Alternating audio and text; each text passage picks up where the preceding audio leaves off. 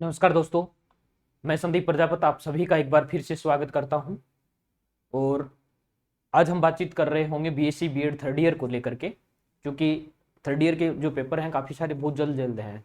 शायद पहला आप लोगों का फिजिक्स का जो हो चुका है, आप लोगों के लिए बहुत अच्छी चीज़ ये रही कि मैक्सिमम नंबर ऑफ क्वेश्चन बिल्कुल सेम टू सेम आप लोगों को डिटो मिले। मैं अभी बता दूंगा कैसे कैसे मिले थे। तो उसके बाद आप लोगों का शायद 10 का मैथ का पेपर, और मैथ के जिस दिन पेपर हो रहा होगा उम्मीद कर रहा हूँ उसी दिन शाम को आप लोगों को ये यूनिट मिल जाएगी, ताकि आप लोग जैसे ही तैयारी करने बैठे 2 से 3 यूनिट लगभग साथ मिल जाएंगी, तो आप लोग अच्छे से आप कर पाओगे उन चीज़ों को। और आप लोगों के लिए अच्छी हेल्प भी हो जाएगी भाई, अगर टाइम पे मिल जाए तो। मेरी कोशिश ये रहेगी कि 10 को जैसे ही आप लोगों का पेपर होता है शाम तक ये वाली यूनिट आप लोगों को मिल जाए। मेरी कोशिश ये रहेगी अब कि मतलब 2 ही वीडियो में आप लोगों को 500 यूनिट डाल दी जाए भाई। अलग अलग 5 यूनिट डालेंगे तो अपलोड करने में भी एक साथ कर भी नहीं सकते सारे के सारे, तो 2 वीडियो में सारी यूनिट में आप लोगों के डाल देता हूँ। आज मेरी कोशिश ये रहेगी कि 2 से 3 यूनिट पहले ही वीडियो में आप लोगों को मिल जाए, ताकि 1 या 2 दिन में जब तक आप लोग 2 यूनिट तैयार करो उस तक आप लोगों के लिए नई यूनिट आप लोगों को मिल जाएगी। तो मैथ का पेपर भी हमने डाला है और फिजिक्स का भी डाला है। ये वीडियो जब तक आपको मिलेगा तब तक आप लोगों के 2 पेपर हो चुके होंगे। पहला पेपर जो आपका फिजिक्स का हुआ है, आप लोग आराम से इस चीज को देख सकते हो कि जो फिजिक्स वाला पेपर है, उस फिजिक्स के पेपर में जो ए सेक्शन के आपके 10 क्वेश्चन पूछे गए थे, उसमें से 7 से 8 क्वेश्चन बिल्कुल डिटो पूछे गए हैं जो हमने डाले थे यूनिट के वाइज। पहले ए सेक्शन में 10 क्वेश्चन पूछे जाते हैं, 10 में से 7 से 8 क्वेश्चन बिल्कुल डिटो मिले आप लोगों को।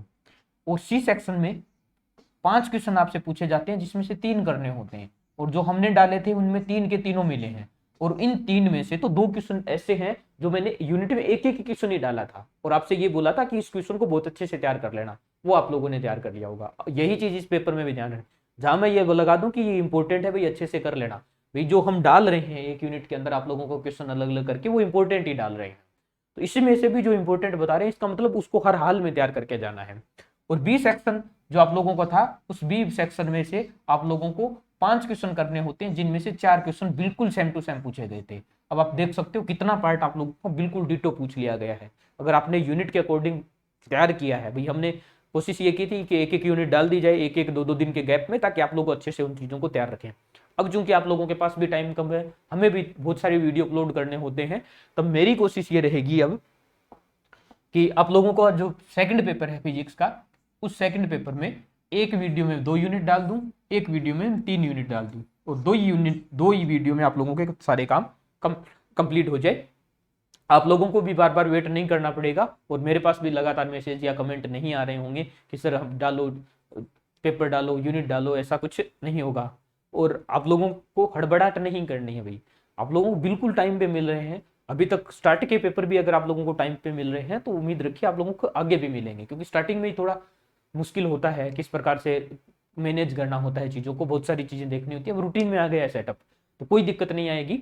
और बाकी सब्जेक्ट के भी आप लोगों को टाइम पे मिलते चले जाएंगे। चलिए, आप लोगों के लिए बहुत धन्यवाद। और अब हम बात करेंगे सेकंड पेपर के बारे में। चलिए बात करते हैं। ये है आप लोगों का पेपर सेकंड और पार्ट ए। पहला पार्ट ये आ जाएगी आप लोगों की, ये है पेपर सेकंड की यूनिट नंबर फर्स्ट आप लोगों की। ठीक है, चलिए क्वेश्चन पे आते हैं डायरेक्ट। ठीक है, सेकंड पेपर आप लोगों का जो है उसकी फर्स्ट यूनिट में डाल रहा हूं, और फर्स्ट यूनिट जो है वो इजी है काफी। आप लोग सेकंड ईयर में भी इस चीज को पढ़ के आए होंगे, लगभग वही चीज है। कृष्णिका वाला जो पार्ट आप लोगों ने सेकंड ईयर में पढ़ा है, एक चैप्टर वही है बिल्कुल इसमें। और कृष्णिका वाला चैप्टर आप लोगों ने पहले से पढ़ सका है। अगर थोड़ा बहुत भी आप लोगों का तैयार है तो यकीन मानिए उसमें से 2 क्वेश्चन आप लोगों को पक्के मिल जाएंगे। तो वो चैप्टर आप लोग अच्छे से याद कर लें, साथ में इसमें एक एडिशनल चैप्टर अलग भी है। चलिए बात करते हैं। पहला है, ये है, ये दे रखा है कृष्णिका विकीर्ण क्या है, ये पूछा है भाई इससे, थोड़ा सा मिसप्रिंट है। कृष्णिका विकीर्ण पूछा है, आप लोगों को पता ही है। तो कृष्णिका विकीर्ण, कृष्णिका में क्या रहेगा, ये कोई सतह है, इस सतह पर अगर कोई एनर्जी आपतित करवाई जाती है तो कुछ भाग इसका क्या हो जाएगा, परावर्तित हो जाएगा, कुछ भाग यहाँ पर अवशोषित हो जाएगा, और कुछ भाग यहाँ से क्या हो जाएगा, पारगमित हो जाएगा। तो जो भाग यहाँ पर अवशोषित होता है उसको क्या, किससे लिखा जाता है, स्मॉल ए से इसको लिखा जाता है अवशोषण गुणांक। ये क्रॉस होता है उसको ट्रांसमिटेड के रूप में टी गुणांक के रूप में लिख दिया जाता है, और रिफ्लेक्ट जो होता है उसके लिए आर गुणांक के रूप में लिख लिया जाता है। तो जो टोटल एनर्जी क्यू रहेगी वो आ जाएगी Q A plus Q R और प्लस क्यू टी तीनों। यहां से अगर इनका भाग दे देंगे तो ये इसमें कितना आ जाएगा भाई, अगर इसमें भाग दे रहे हैं हम लोग तो ये आ जाएगा, यहां पर हो जाएगा 1, यहां पर हो जाएगा 1, और इसके नीचे आ जाएगा Q, इसके नीचे भी आ जाएगा Q, और इसके नीचे भी आ जाएगा Q। ये आ जाएगा स्मॉल a, ये स्मॉल r और स्मॉल t। तो यहां से आप लोग ये लिख सकते हो कि a प्लस r और प्लस में t बराबर कितना आ जाएगा 1 के ये बराबर हो जाएगा। तो अगर आदर्श कृष्णिका है तो उसके लिए r और t दोनों की वैल्यू क्या हो जाएगी 0 हो जाएगी, और आदर्श कृष्णिका के लिए a की वैल्यू कितनी आ जाती है 1 आ जाती है। इसका मतलब जो एनर्जी आपतित करवाई जाती है वो सारी की सारी सरफेस पे क्या हो जाती है अवशोषित हो जाती है। तो कृष्णिका विकिरण के बारे में पूछा है यहाँ से आप लोगों से, आप लोग इसको ज्ञात कर लो। दूसरा क्वेश्चन है कार्यफलन क्या है। प्रकाश विद्युत प्रभाव में इस चीज को पढ़ते हो कार्यफलन के बारे में, कि जब सतह पर एनर्जी आपतित करवाई जाती है तो वो मिनिमम एनर्जी जिससे क्या हो जाए इलेक्ट्रॉन सतह से निकल के आ जाए उसके किस रूप में यूज किया जाता है। और यहां से आप लोगों को पता होगा कि इस इक्वेशन को ऐसे लिखा जाता है, E बराबर फाई प्लस W के रूप में भी लिखा जाता है, और बहुत सारी जगह इसको ऐसे भी लिखा जाता है, E बराबर कितना हो जाता है फाई प्लस 1/2 mv स्क्वायर के बराबर, ये भी लिखा जाता है। ठीक है, दोनों चीजें लगभग सेम है, क्योंकि आप लोगों को पता होगा कार्य ऊर्जा प्रमेय से जो किया गया कार्य होता है वो क्या होता है गतिज ऊर्जा में परिवर्तन के बराबर होता है। तो E बराबर फाई 1/2 mv स्क्वायर के बराबर में इस चीज को लिखा जाता है। तो ये कार्यफलन होता है, मतलब अगर किसी स्टेप पर कोई टोटल एनर्जी आपतित करवाई जाती है तो पहले जो एनर्जी रहेगी वो स्तर से इलेक्ट्रॉन निकालने के लिए काम आ रही होगी, और जो बाकी एनर्जी बचे रही होगी वो इस इलेक्ट्रॉन को क्या कर देगा गतिज ऊर्जा प्रदान कर देगा, और इसी इक्वेशन को क्या बोला जाता है आइंस्टीन समीकरण बोला जाता है।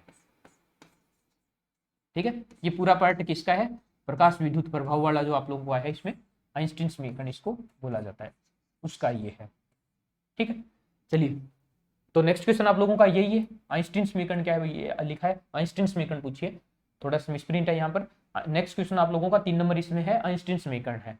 नेक्स्ट दे रखा है इसमें वीन नियम क्या है। तो वीन नियम आप लोगों को पता ही है कि लैम्डा एम की जो वैल्यू होती है, मतलब अधिकतम एनर्जी के सापेक्ष जो लैम्डा का मान होता है वो टी के व्युत्क्रमानुपाती होता है और 1/t के समानुपाती होता है। ये वीन का विस्थापन नियम है, उसकी डेफिनेशन पूछी गई है। आप लोगों को ये पता होगा अच्छे से कि वीन का विस्थापन नियम और वीन का विकिरण नियम दोनों अलग अलग है। चलिए तो ये 4 क्वेश्चन हमारे हो जाएंगे, ये 4 क्वेश्चन हो गए पार्ट ए के। पार्ट बी के बारे में बात करते हैं। तो पहला क्वेश्चन यहाँ पर डाल दिया है प्रकाश विद्युत प्रभाव के बारे में पूछा आप लोगों को, तो कंप्लीटली उस चीज को देखना है प्रकाश विद्युत प्रभाव क्या है उस चीज के बारे में। चलिए नेक्स्ट क्वेश्चन की बात करते हैं, कोणीय संवेग का बोर क्वांटीकृत। तो कोणीय संवेग के लिए बोर क्वांटीकृत अभिगृहित है, उसको कंप्लीट लिखना है आप लोगों को। और ये देखो, ये मैंने बोला अभी था कि वीन का विस्थापन नियम और वीन का विकिरण नियम अलग अलग है भाई। चलो तो ये 2 क्वेश्चन अलग से आगे, इस क्वेश्चन की मैं बात इस क्वेश्चन के साथ कर रहा हूं। देखो प्लांक नियम जो होगा, इस क्वेश्चन को आप लोगों को बहुत अच्छे से तैयार करना है इस चैप्टर के अंदर। ठीक है, मोस्ट इंपोर्टेंट क्वेश्चन है प्लांक नियम, बार बार पूछा जाता है इसमें। तो इस प्लांक नियम की सहायता से हम लोग 2 नियमों की व्याख्या करते हैं, एक होता है वीन का विकिरण नियम, तो दूसरा होता है रेले जीन्स का विकिरण नियम। दोनों, ठीक है, एक वो लघु तरंग दैर्ध्य के लिए यूज किया जाता है, एक दीर्घ तरंग दैर्ध्य के लिए यूज किया जाता है। तो इस प्लांक नियम की सहायता से इन दोनों की व्याख्या की जाती है। तो ये क्वेश्चन जो प्लांक नियम की सहायता से वीन और रेले जीन्स के विकिरण नियम की व्याख्या करनी है, ये क्वेश्चन इसमें मोस्ट इंपोर्टेंट क्वेश्चन है, बहुत अच्छे से आपको इसको क्या कर लेना है तैयार कर लेना है।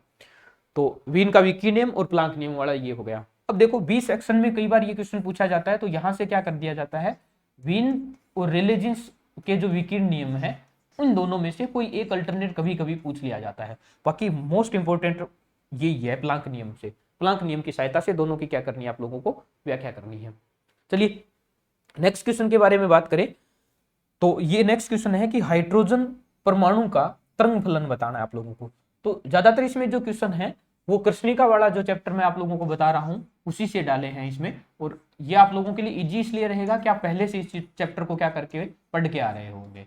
अलग से जो दूसरा चैप्टर इसमें एडिशनल है, उससे मैंने ये क्वेश्चन डाला है कि हाइड्रोजन परमाणु का तरंग फलन ज्ञात करना है, इसको भी आप लोगों को क्या करना है, तैयार करना है। तो इतने से क्वेश्चन से यूनिट नंबर 1 के बारे में अगर हम बात करें तो इतने क्वेश्चन आप लोगों को अच्छे से तैयार करने हैं। आप इसका स्क्रीनशॉट लेना चाहो, और मेरी राय ये है कि इन चीजों को लिख लो, आप उसके साथ लिखोगे तो ज्यादा बेटर इसलिए रहेगा कि स्क्रीनशॉट ले लोगे, बार बार फोन को देखोगे, फोन जाओगे किसी काम के लिए, यूज कर रहे होगे किसी काम के लिए, उससे बेटर है 2 मिनट लगेगी, साथ के साथ इन चीजों को आप लोग लिख लीजिए। चलिए एक यूनिट में इसके साथ और करवा देता हूं, जैसा मैंने आप लोगों को स्टार्ट में बताया था उसी प्रकार। तो ये आप लोगों का हो गया यूनिट नंबर फर्स्ट। ये चलिए यूनिट नंबर सेकंड ही कर देते हैं पहले, ये हो जाएगी यूनिट नंबर सेकंड। आप लोग देखो इजी डेफिनेशन है, इसमें पहला पार्ट आप लोगों से पूछा है कि तरंग पैकेट क्या है। ठीक है, ये जो आप लोगों का पेपर सेकंड है उसकी पहली यूनिट कृष्णिका वाले पार्ट से रिलेट थी, वो मैंने आप लोगों को बता दी। ये है सेकंड यूनिट आप लोगों की जो है पैकेट वाली, इसमें ऑपरेटर वगैरह जो चीजें हैं वो मिक्स वाला जो यूनिट है वो है। पहला है तरंग पैकेट क्या है, ये डेफिनेशन आपको बतानी है। दूसरा डी ब्रोगली परिकल्पना, डी ब्रोगली परिकल्पना के बारे में बताना है। डी ब्रोगली आप कब से पढ़ के आ रहे हो इलेवेंथ में, जहां से आप लोगों ने फिजिक्स पढ़ना स्टार्ट किया वहीं से ये लगातार बार बार पूछी जा रही है। और ऑपरेटर वाला पार्ट इसमें है, तो ऊर्जा और संवेग ऑपरेटर इंपॉर्टेंट है, बार बार पूछे जाते हैं लगातार। तो ऊर्जा और संवेग संकारक है, उन दोनों को क्या करना है आप लोगों को डिफाइन करना है, मतलब इनका फॉर्मूला जरूर लिखना है साथ के साथ लास्ट में जाकर के। चलिए पार्ट बी की बात करें तो ये पार्ट बी का क्वेश्चन है कि क्वांटम यांत्रिकी की मौलिक अवधारणा आप लोगों को बतानी है। क्वांटम यांत्रिकी की मौलिक अवधारणा, जहां पर चैप्टर स्टार्ट होता है वहीं पर ये पहला ही पार्ट है, वहीं से इस चीज को आप लोगों को तैयार करना है। नेक्स्ट क्वेश्चन के बारे में अगर बात करें, नेक्स्ट दे रखा है हर्मिटी संकारक क्या है। हर्मिटी संकारक जो हर्मिटी ऑपरेटर है, हर्मिशियन ऑपरेटर है, उस चीज के बारे में आपको बताना है। इसमें मैं आप लोगों को बता दूं, इसमें से भाई इसकी डेफिनेशन अगर आप लोग लिख रहे हो तो केवल 1 नंबर में पूछी जा सकती है कि हर्मिटी संकारक क्या है। यहां मैंने बी सेक्शन में इसको इसलिए डाला है, मैं आप लोगों को एक एडिशनल चीज इसके साथ बताना चाहूंगा। एक तो अगर आपसे बी सेक्शन में ये पूछा जाता है तो पूछा ऐसे कुछ पूछा जाएगा, हर्मिटी संकारक क्या है ऐसे, और इसके साथ एक एडिशनल क्वेश्चन दिया जाएगा साथ के साथ। ये तो परिभाषा आ जाएगी जैसे ए पार्ट में पूछा जाता है। एक तो ये पूछे जाएंगे कि इसके आइगेन मान जो होते हैं वो क्या रहेंगे, आइगेन मान इनके लिए जो पूछे जाते हैं वो क्या रहेंगे, वास्तविक रहेंगे। तो क्वेश्चन कुछ इस प्रकार बन रहा होगा इसका कि हर्मिटी संकारक क्या है परिभाषित कीजिए, और हर्मिटी संकारक के लिए आइगेन मान की जो वैल्यू होगी वो कितनी प्राप्त होती है, वास्तविक प्राप्त होती है। इस प्रकार का क्वेश्चन आपसे पूछ लिया जा सकता है। तो पहला पार्ट हर्मिटी संकारक के लिए जो था वो था वास्तविक संख्या के लिए। एक दूसरा एप्लीकेशन इसका भी है, उस चीज को भी आप लोगों को क्या करना है, तैयार करना है। तो पहला आ जाएगा इसमें आइगेन मान वास्तविक होते हैं, और दूसरा लंबकोणीयता का जो प्रतिबंध इसमें पूछा जाता है कि जो मान आएंगे लंबकोणीय का प्रतिबंध आएगा। तो कम से कम वो 2 चीज इसमें जरूर तैयार कर लेना, दोनों बार बार पूछे जाते हैं। तो इस क्वेश्चन के साथ एडिशनल आप लोगों को 2 चीजें ज्ञात करनी है, एक तो हर्मिटी संकारक के लिए आइगेन मान वास्तविक होंगे, तो एक लंबकोणीयता के लिए, दोनों चीजें हर्मिटी संकारक के अंदर ही मिल जाएगा आप लोगों को। ठीक है, चलिए नेक्स्ट की बात करें, ये है श्रोडिंगर समीकरण के लिए काल आश्रित और काल अनाश्रित जो श्रोडिंगर समीकरण है उसको लिखना आप लोगों को। काल आश्रित और काल अनाश्रित श्रोडिंगर समीकरण आपको बतानी है, वो क्वेश्चन ये है। चलिए तो ये 3 क्वेश्चन आप लोगों के हो गए सेक्शन बी के अंदर। ठीक है, ये दोनों क्वेश्चन बार बार लगातार पूछे जाते हैं, तो इन दोनों क्वेश्चन को बहुत अच्छे से तैयार कर लेना है। हर्मिटी संकारक में एडिशनल आप लोगों को क्या चीज तैयार करनी है वो मैं आप लोगों को बता चुका हूं। चलिए नेक्स्ट अगर बात करें तो नेक्स्ट आप लोगों का हो जाएगा अनिश्चितता सिद्धांत जो है उससे आप लोगों को प्रूव करना है। तो आप लोगों को सी सेक्शन में इसमें जो तैयार करना है वो तैयार करना है हाइजेनबर्ग का अनिश्चितता सिद्धांत। हाइजेनबर्ग का अनिश्चितता सिद्धांत आप ही को पता होगा कि स्थिति में परिवर्तन होता है और संवेग में जो परिवर्तन होता है उन दोनों का यथार्थ मान ज्ञात करना एक साथ पॉसिबल नहीं होता है। हाइजेनबर्ग का ये अनिश्चितता सिद्धांत है। जो मैंने यहाँ अनिश्चितता सिद्धांत लिखा है तो ये तो है आपको एनर्जी वगैरह, दूसरी फॉर्म में भी ये कई बार पूछा जाता है कि अनिश्चितता सिद्धांत क्या है। तो आप लोग इस चैप्टर में हाइजेनबर्ग के अनिश्चितता सिद्धांत को बहुत अच्छे से तैयार कर लेना, पक्का क्वेश्चन आप लोगों से पूछा जाएगा इससे।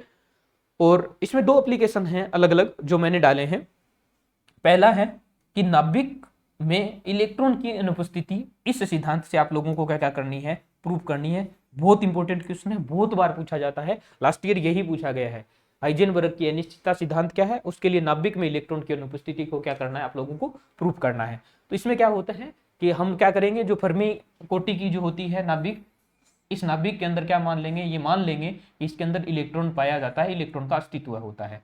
फिर हाइजेनबर्ग का जो अनिश्चितता सिद्धांत है उससे क्या कर लेंगे हम लोग, एनर्जी जब कैलकुलेट कर रहे होंगे तो वो लगभग 20 मेगा इलेक्ट्रॉन वोल्ट के आसपास आ रही होगी। और हमें ये पता रहता है कि 2 से 3 मेगा इलेक्ट्रॉन वोल्ट अगर एनर्जी मिल जाती है इलेक्ट्रॉन को तो उसको नाभिक से निकाला जा सकता है। तो इसको स्थायित्व इलेक्ट्रॉन के अंदर प्राप्त करने के लिए हमें ये चाहिएगा, तो इतनी एनर्जी हम पॉसिबल नहीं होगा, इसके लिए इलेक्ट्रॉन क्या होगा, नाभिक के अंदर उपस्थित नहीं होता है। इसी का दूसरा एप्लीकेशन जो है वो है हाइड्रोजन परमाणु की जो मूल स्तर में ऊर्जा होती है, उस चीज को आप लोगों को क्या क्या करना है, ज्ञात करना है। तो आप लोगों को पता होगा कि ज्ञात करने के लिए वो 13.6 वाला एप्लीकेशन इसमें यूज किया जाता है। तो इसके लिए किसके लिए यूज करना है आप लोगों को, ये हाइड्रोजन के लिए यूज करना है। हाइड्रोजन की पहली कक्षा के लिए ये निकाल सकते हो आप आराम से इसको। तो ये आप लोगों की थी यूनिट नंबर 2।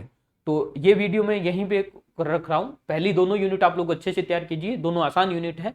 बाकी जो तीनों यूनिट है वो मैं कोशिश करूंगा तीनों की तीनों एक साथ डाल दी जाए, क्योंकि तीनों रिलेट हो रही हैं, वो श्रोडिंगर समीकरण पर ही हैं, लगातार रूप में उन्हीं चीजों के बारे में बार बार पूछा जाता है। तो पहली दोनों यूनिट मैंने डाल दी, आप लोग इनको तैयार कीजिए। और तब तक आप लोगों के लिए नेक्स्ट तीनों यूनिट है वो एक ही वीडियो में मैं कोशिश करूंगा आप लोगों को मिल जाए।